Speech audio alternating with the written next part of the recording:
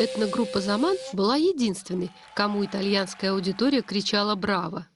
Нам со Славой представилась возможность пообщаться с ведущими конкурса после нашего выступления. Я рассказала о синтезе стилей, об аранжировках наших песен, рассказала о символе Башкортостана, курая. Честно сказать, наше выступление было экзотикой для итальянского зрителя. И нам очень приятно, что искушенный европейский зритель высоко оценил наше творчество. Когда я вышел с кураем, у меня было волнение. Из-за того, что там большая сцена, я, кстати, впервые на такой большой сцене выступал, там было очень много народа. И в одно и то же время у меня была гордость за себя, за Заман и за башкиров. После конкурса нам удалось попутешествовать.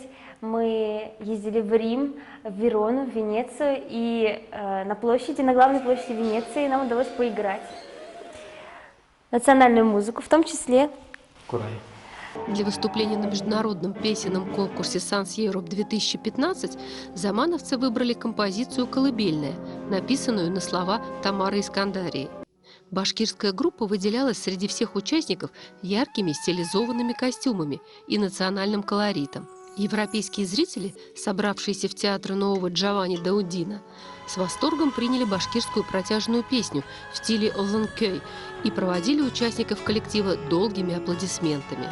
Поскольку эта песня была более традиционная, и мы решили показать свою, как это вот слово забыл, самобытность, да. И именно вот в песне, которую написал Айдар Хамзин, «Колыбельная», Айнуры, как раз больше было традиции, да, и такого национального духа. Я считаю, что наиболее ярко выражено там какое-то классическое начало, что ли. То есть мне нравится то, что там есть какая-то оркестровость, и за счет этого песня обретает какие-то масштабные такие вот черты.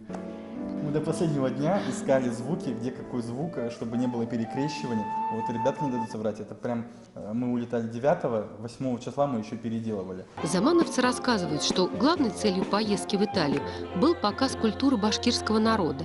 Если для Турквижн 2014 музыканты готовили песню специально под формат, анализировали прошлых победителей и, соответственно, тщательно подбирали репертуар, то итальянский «Сан Европ» 2015 стал для них в каком-то смысле подиумом высокого искусства в национальном духе.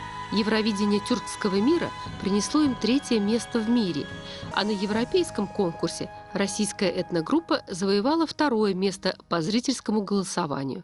Для всех участников группы поездка в Италию была первым выходом в Европу. Удин – это город, в котором 300 дней льет дождь, но на наше счастье там было солнечно, было очень тепло. Нам было немного тяжело, потому что там нет чая вообще. Горячего нам очень хотелось, горячего чая с медом башкирским. А там все пьют только кофе. Теплый. Теплый, да. Европа нас вдохновила на новые свершения. Скоро вы об этом услышите, я думаю. В борьбе за право представлять свою культуру на «Санс Европ-2015» участвовало более 30 коллективов из разных стран. В финал прошло лишь 9. По условиям конкурса приз полагался лишь победителю.